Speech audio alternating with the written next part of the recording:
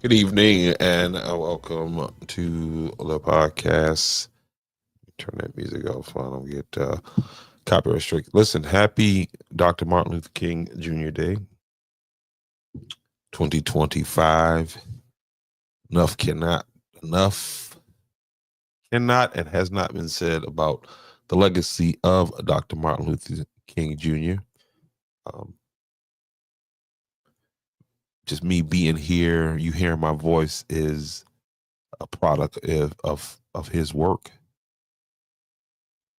in these United States of America.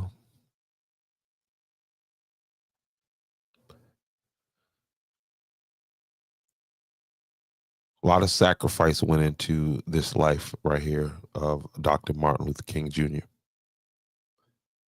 And rightly so, this country stands in remembrance of this great man today. There were a number of Dr. Martin Luther King Jr. programs today in remembrance of, again, this great man.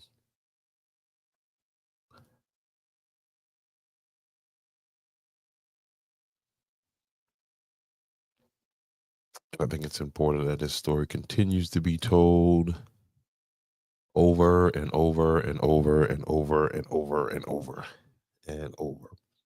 I think,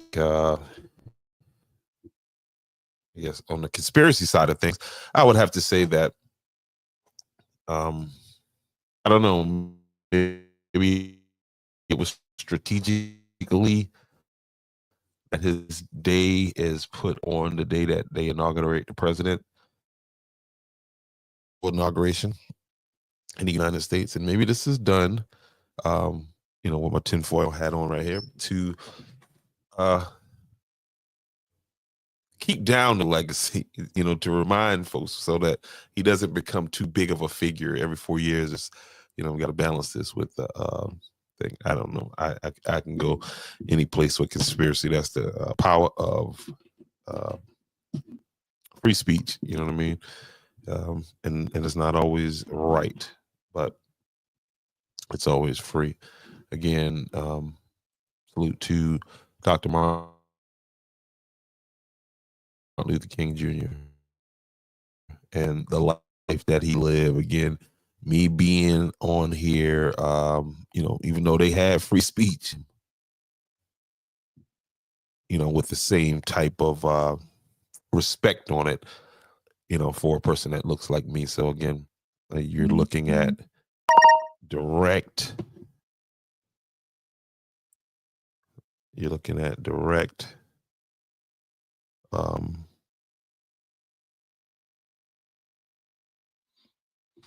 getting a lot of alerts about this bad weather that's getting ready to be coming into. So, coming into the southeast. So prepare yourself for this weather event that's getting ready to take place over the next 48 hours. Um, but yeah, Dr. Martin Luther King, again, great day. Also today, like I mentioned earlier, they had the presidential inauguration.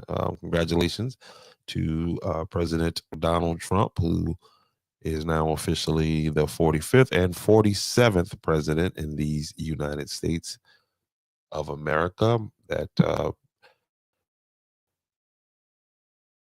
took place indoors because of the extreme weather situation that they're dealing with in Washington.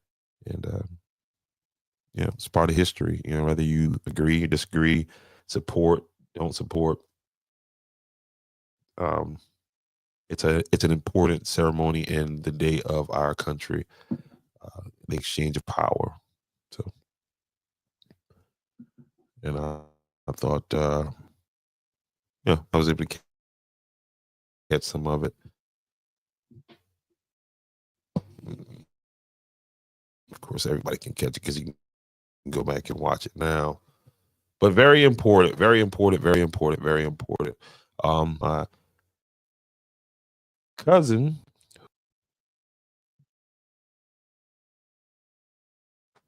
USC Upstate Hall of Fame. You guys see, of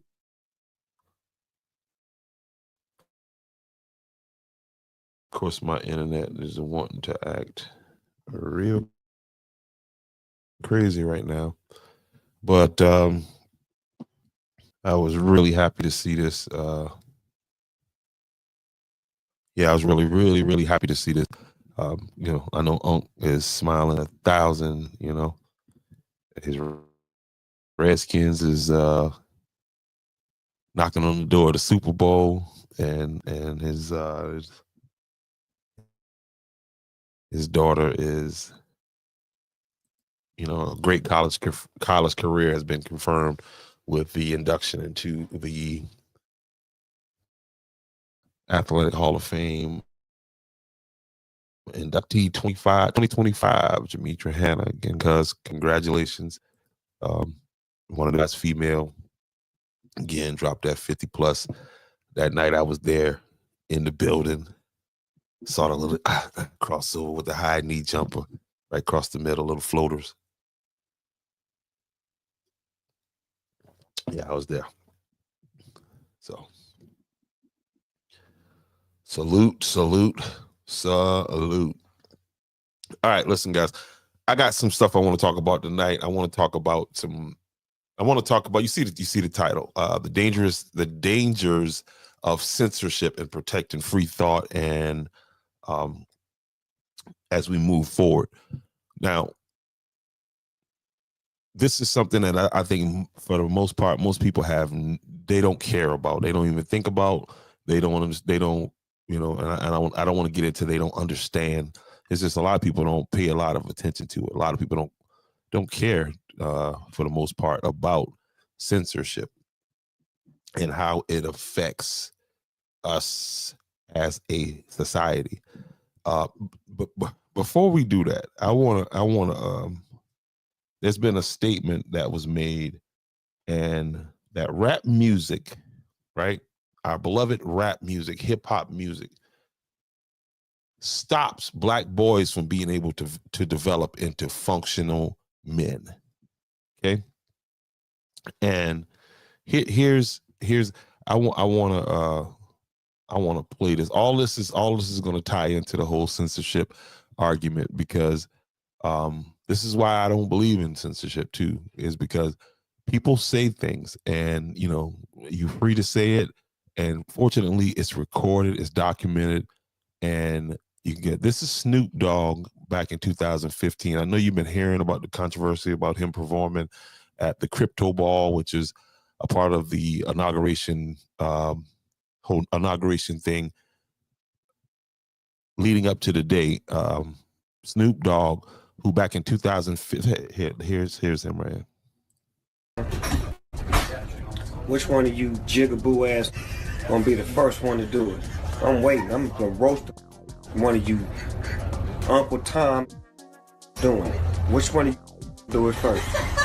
Osby's the one that performs for himself.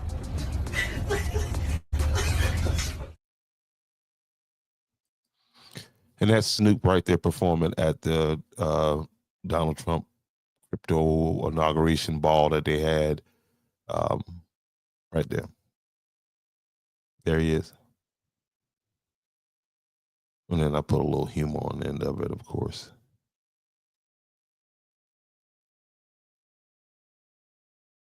Because this is what that whole video plays like right now.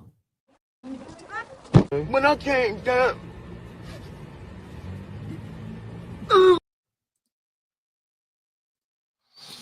But there it is. There's Uncle Snoop, a 50-plus-year-old man who claims to be a gangbanger, selling some gangbang paraphernalia, and they're selling in Walmart. It's selling all over the world. But this is the position that, okay, that's a comfortable place for a Black man to be, is singing and dancing, showing his teeth, grinning. You better not have any. You better not disagree. You better go along to get along. Okay, because in 2015, here's real fast. Here's Snoop. Which one of you jigaboo ass gonna be the first one to do it? I'm waiting. And he said he waiting. And then he said he gonna Jones on any one of them. You know what I mean? This is what a cokehead sounds like. This is what a crackhead sounds like. Okay, this is why that statement is real. This rap music, this rap life, it stops black men from developing into serious black men. And these are the people that we lift up and put. Everybody knows gin and juice. I stopped following Snoop back when he did that video as Satan, and he dressed as Satan or whatever. I wasn't fooled back then.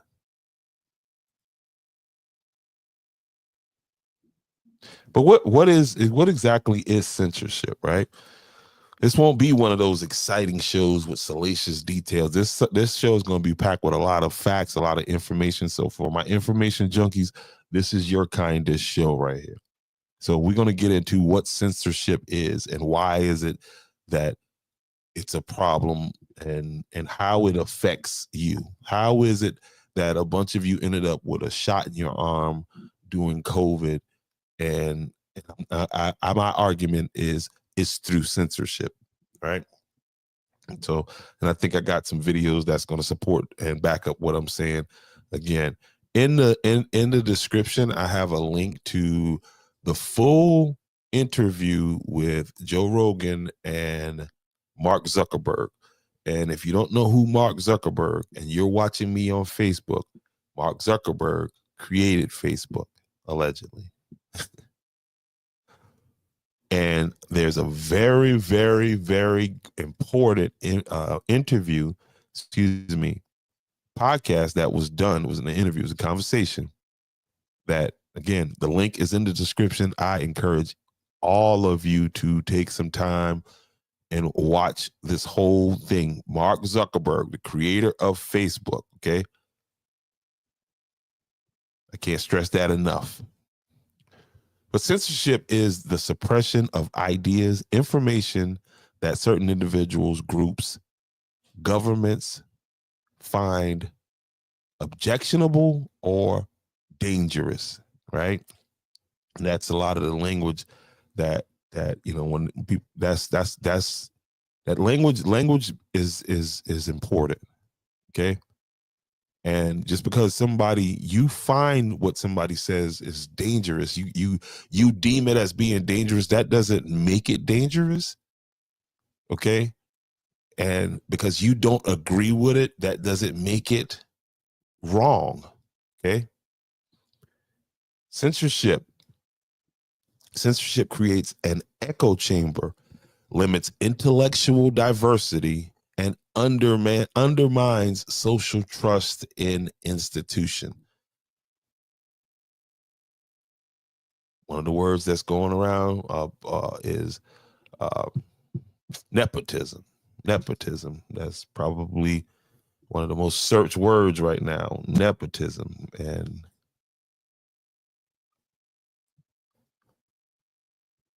through censorship, that kind of thinking, because you're not supposed to speak up about certain things, okay? Because it shines an unfavorable light on your organization, you consider it dangerous. You consider the speech dangerous. Well, there's a thing called the Constitution of the United States, and that's why it's important that you study, learn about it. You feel what I'm saying? You don't have to become an expert on it, but you have to have a level of pushback when it comes to what people can and cannot say. And you accepting just the, censorship,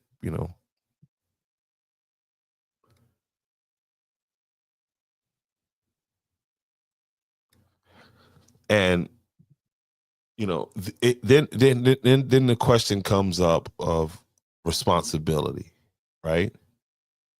You know what I mean? Your words, you are responsible for your words, okay? And there's a lot of truth in that. There is a lot of truth in that, okay?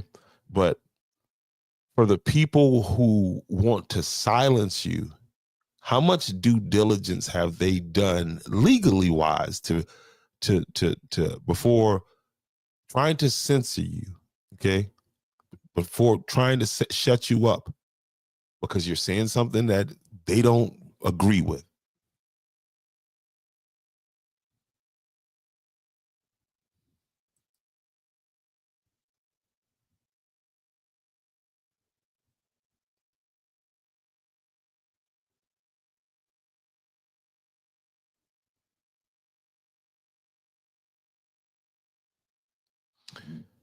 I'm going to cite court cases tonight, and I encourage you to go do your own due diligence, okay? Because it's important that you understand that it's important that we have diverse thought, that you don't try to silence people, that you don't try to, okay, because you don't agree with somebody. Again, that doesn't make that opposite opinion wrong or dangerous, because when you start using that language, right? A lot of people refer to Donald Trump as the existential threat, and they threw the Hitler reference out. And I'm gonna show you why, because a lot of people don't make the connection as to what it is that the Nazis did so bad. The only thing people hear is that the Nazis killed a bunch of Jews, right? But how did they get to that point? Okay, and it's through censorship. It's through a lot of different it's through censorship, which is just same thing, propaganda, in my opinion. Okay, again, remember, censorship creates echo chambers that limits intellectual diversity and undermines social trust in institutions. And just think about what's going on around you. Okay, so let's bring in Mark Zuckerberg, who is the creator. That was also very tricky because Facebook. Okay, and in this clip right here, right? Well, let's start. Let's see.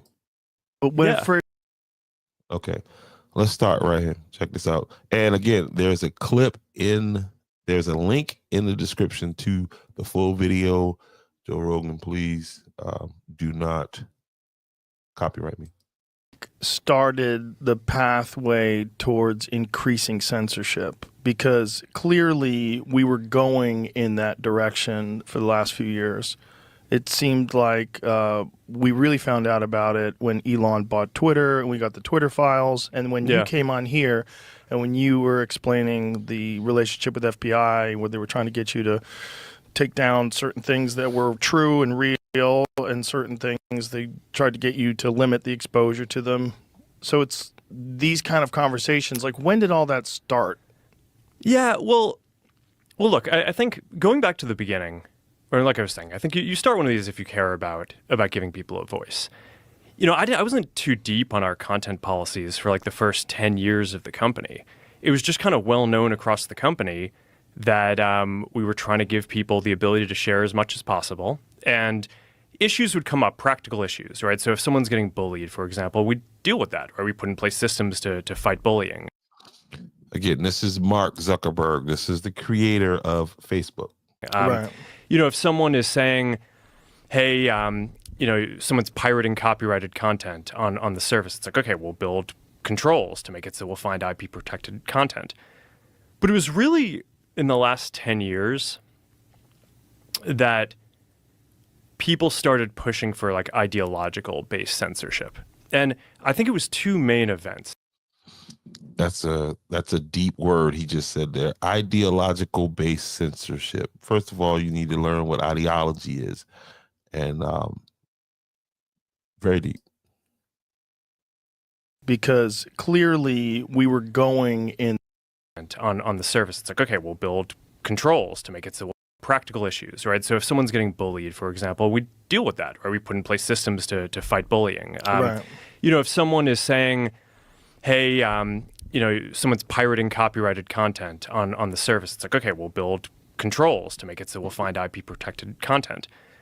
But it was really in the last 10 years that people started pushing for like ideological based censorship. And I think it was two main events that really triggered this.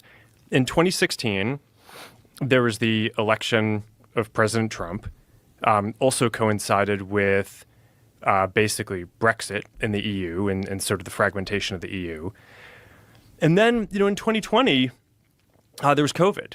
And I think that those were basically these two events where, for the first time, we just faced this massive, massive institutional pressure to basically start censoring content on ideological grounds. And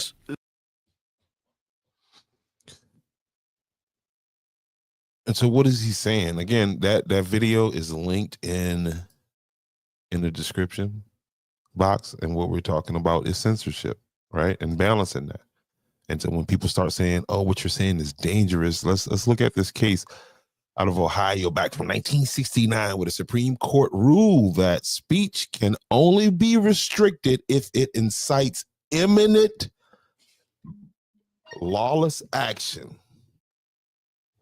This case set the standard for protecting free speech while recognizing limits.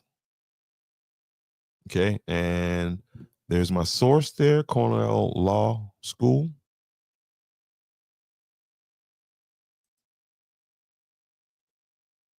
Because again, what were some of the tactics used by the Nazis to gain control of the people, right? What were some of the tactics that were used to gain control of the people? Okay. You start censoring, telling people what they can and cannot hear, what they can and cannot read. You're shaping public, you're shaping people's minds. You know what I mean? You're taking away choice, taking away diversity of thought. It says here, the Nazi regime burned thousands of books considered un-German, right? Considered un-German, considered dangerous. Okay, let's shut him up because he's dangerous. It goes against what we're, pay attention.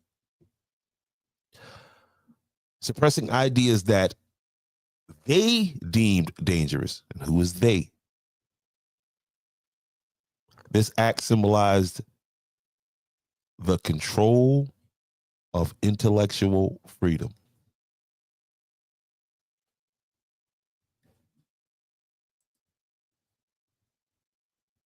Again, we're going to do some detailed,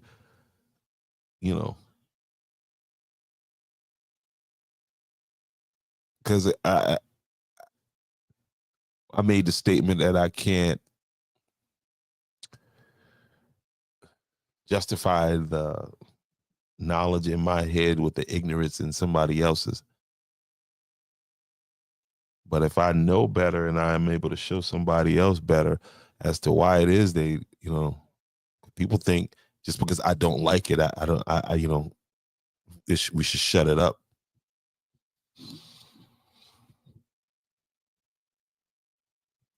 Came up in 2016. Did it come under the guise of the Russian collusion hoax? And this is the thing. At the time, I was really sort of ill prepared to kind of parse what was going on, right? And the question was, when did the pressure come to start censoring? And Mark Zuckerberg, this very smart person right here, said that he wasn't able to parse between what the media was saying. Let me let him finish say this, right? I apologize. Again, this video is linked in the description of the video on Facebook, YouTube, wherever else I'll put it. So I really encourage you to go and listen to this whole thing. Again, this is Mark Zuckerberg. This ain't just anybody. This is the creator of Facebook. Some of you are watching me on Facebook right now, and you don't even know who this guy is. Let's rock. I'm sorry to interrupt you, but when Yeah. it first came up in 2016, did it come under the guise of the Russian collusion hoax? And this is the thing. At the time, I was really sort of ill prepared to kind of parse what was going on. Right? It's I think part of my reflection looking back on this is I kind of think in 2016 in the aftermath, I gave too much deference to a lot of folks in the media who were basically saying, okay, there's no way that this guy could have gotten elected except for misinformation. People can't actually believe this stuff, right? It has to be that there's this kind of like And Mark Zuckerberg, again, I don't know why he's doing what he's doing now. Okay. But I know in the Biden election, when Biden was running for election, he put a bunch of money into social media to support the Democratic Party. A whole bunch of money he put behind them. And through social media, they were able to control information. Again, he gets into this whole thing with the Hunter Biden story, the Hunter Biden laptop story. That's why I encourage you to go watch this whole video. He gets into that. He gets deep into that.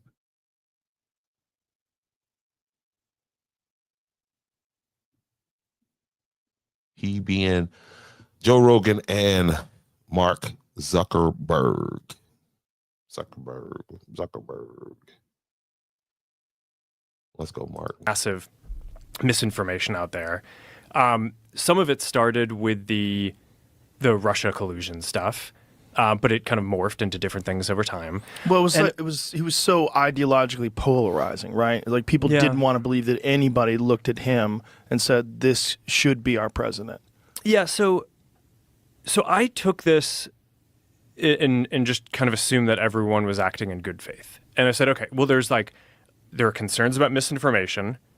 We should, just like when people raised other concerns in the past, and that's a big word now everybody's using on social media. Misinformation. If something that they don't agree with, it's misinformation. I wonder, does anybody know how to do any real research anymore? Besides the one Google lookup, I guess now it's all Chat GPT. try to deal with them. Okay, yeah, people no, if you ask people, no one says that they want misinformation, so maybe there's something that we should do to basically try to address this. But I was really worried from the beginning about basically becoming this sort of decider of what is true in the world, right? That's like kind of a And again, in that whole video, you guys cannot imagine the scope of, again, this one company trying to be the moderator for half of the planet all at one time.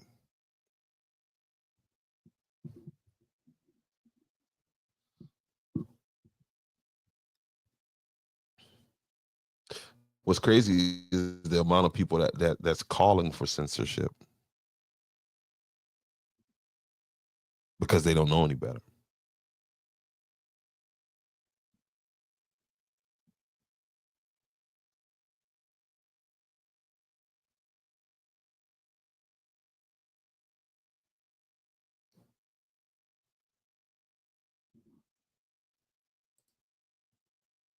at the beginning, it was, it's like a legitimate public health crisis, in the beginning. And it's, even people who are like the most ardent First Amendment, defenders, the Supreme Court has this clear precedent.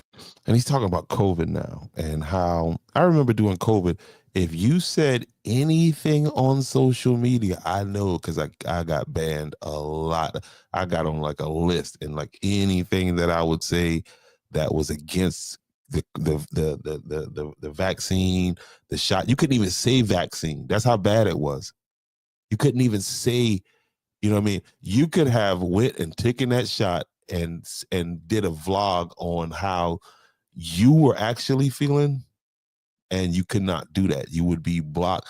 then they hit you with these. Remember now, because that was the big news prior to this interview right here on Joe Rogan, was that Mark Zuckerberg took off the fact checkers on Facebook, because you could not put anything up there and without it being fact checked. And I get that part, but then when you fact check and known facts, yeah, again, you got to watch this interview, the full interview with these guys, because it kind of gives you an idea of the scale of what Facebook is and how much information that they're dealing with. And then from there, you should go watch some stuff on Edward Snowden, but that's another thing. All right, you can't yell fire in a crowded theater. There are times when, if there's an emergency, your ability to speak can temporarily be curtailed in order to get an emergency under control. So I was sympathetic to that at the beginning of COVID. It seemed like, okay, you have this virus. It seems like it's killing a lot of people. I don't know. We didn't know at the time how dangerous it was going to be. So at the beginning, it kind of seemed like, okay, we should give a little bit of deference to the government and the health authorities on how we should play this. But because he trusted the government, instead of questioning the government, he just said, hey, look, we're going to defer to them. They should know better. We expect them to do the right thing. And when it went from 2 weeks to flatten the curve to... Remember that? 2 weeks to flatten the curve. Do you guys... 2 weeks to flatten the curve. What curve? And like in the beginning, it was like, okay, there aren't enough masks. Masks aren't that important. And then it's like, oh no, you have to wear a mask. And like everything was shifting around. And to this day, you got people still wearing masks, thinking that it's offering them some level of protection, which it probably is offering them some level of protection, but it's not offering them the level of protection that they think they are getting. Okay, I mean, it seems as if some people haven't put the whole thing together. Like, okay, I wore the mask and still caught the thing. I took the shot, then still caught the virus, still caught it. This is like, I think they just played on a natural thing, and fear is a powerful thing. It's become very difficult to kind of follow. And this really hit the most extreme, I'd say, during the Biden administration when they were trying to roll out the vaccine program. And I'm generally like pretty pro rolling out vaccines. I think on balance, the vaccines are more positive than negative. But I think that while they're trying to push that program, they also tried to censor anyone who was basically arguing against it. And they pushed us super hard to take down things that were true, right? I mean, they basically pushed us and said, anything that says that vaccines might have side effects, you basically need to take down. And I was just like, well, we're not going to do that. Like, we're clearly not going to do that. I mean, that is kind of inarguably true. Who is they? Joe Rogan is the master. You heard what Joe Rogan said? Master question. Joe Rogan asked the real question. Again, you got to go watch this video, guys. Kind of inarguably true. Who is they? Who's telling you to take down things? It was talk about vaccine side effects. It was people in the Biden administration. I think it was. COVID was the other. Again, and I don't know why Mark Zuckerberg. Again, that's not his first time coming on now. And I watched his when he sat in front of these Senate committees and he had these congressional hearings that he was. I watched all of them, and again, I don't know why he decided. I guess he read the tea leaves. Where he shifted his position, because again, he was all in the tank for Joe Biden and the Biden administration, the Democratic Party. He even slanted Facebook to that point. Now, when Elon came in and bought Twitter and released those Twitter files, opened Twitter back out, Twitter started to skyrocket, and a lot of people started to move away from Facebook because people prefer that free for all. You know what I mean? And it's not for everybody. So if you are hypersensitive to words on a screen, like if the words on a screen, if the letters on a screen, let me say that again, if the words on the screen trigger you to the point where you have an emotional reaction, maybe you're not mature enough for social media. But because again, unless it approaches, where you're inciting a riot or inciting, some kind of imminent danger.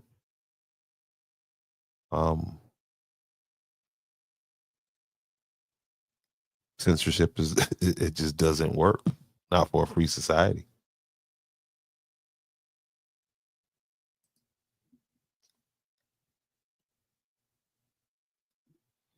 Here, let's just run through some more cases of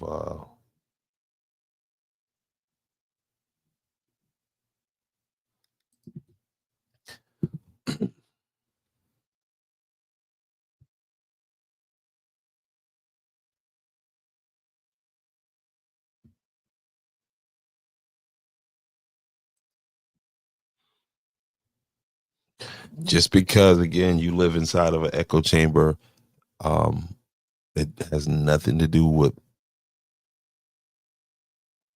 what's happening around you when it comes to these deals, this deal with censorship and all this other stuff like that. Hong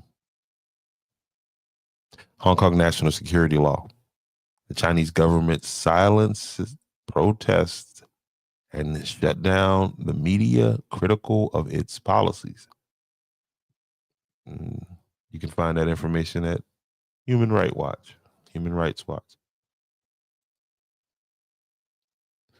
The New York Times versus the United States, 1971, also known as the Pentagon Papers case. The Supreme Court ruled that the government could not prevent publication of classified documents unless it proved direct harm to national security. Because it makes you look bad, that is not direct harm. That is transparency, is what that is.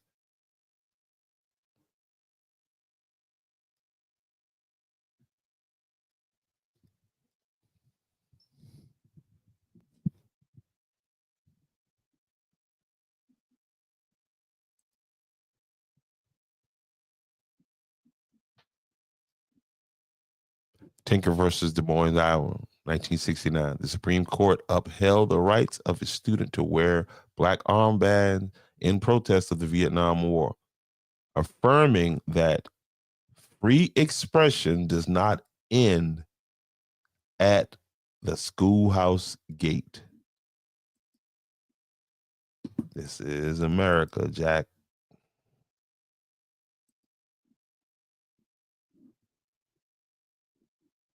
This is America. So, again, not a lot of flashy, it's just, it is what it is. Let's just stick to the facts. Let's just stick to what it is.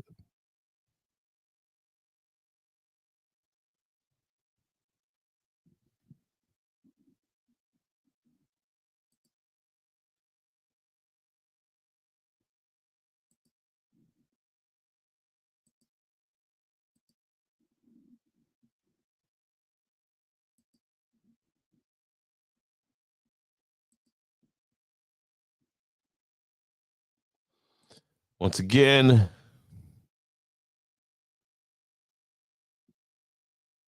have meaningful conversations with your children about the significance of Dr. Martin Luther King Jr. Congratulations to number 47, President Donald J. Trump, inaugurated today for the second time. And salute to Big Cuz, Demetria Hannah, Hall of Fame 2025 and inductee, USC Upstate Athletics. Tomorrow, Real Talk Tuesday, we'll dive a little deeper into some of these topics, some of these things on the local home front. Again, guys, be safe. There is a weather event. If you're in Andrews, I would go ahead and ask that you, or suggest that you download the app so that you know what the town of Andrews has got going on. I'm sure you can find that information there. Cut through the fluff, go directly to that, download that app at the App Store. You see it there on the screen, Town of Andrews, South Carolina, Town of Andrews, new app. It's everything Town of Andrews in your pocket. You can also go and visit their website, www.townofandrews.com. I don't know if that's right, but if you download the app, all of that runs together. Okay.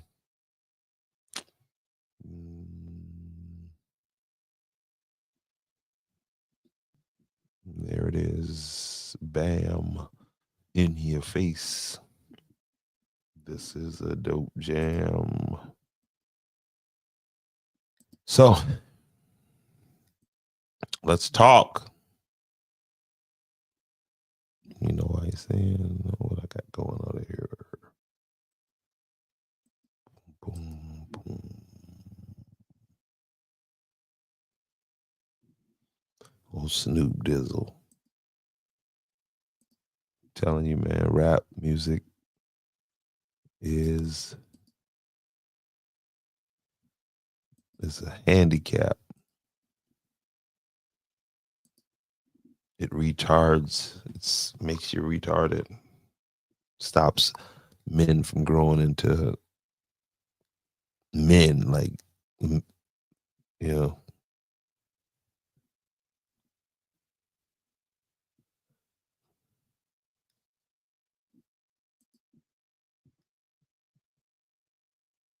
For Donald Trump, huh?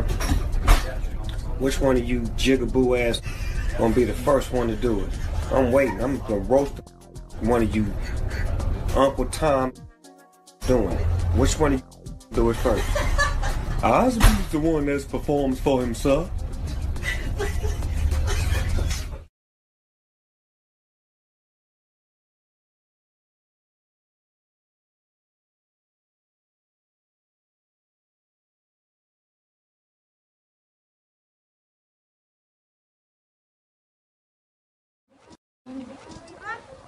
When I came down,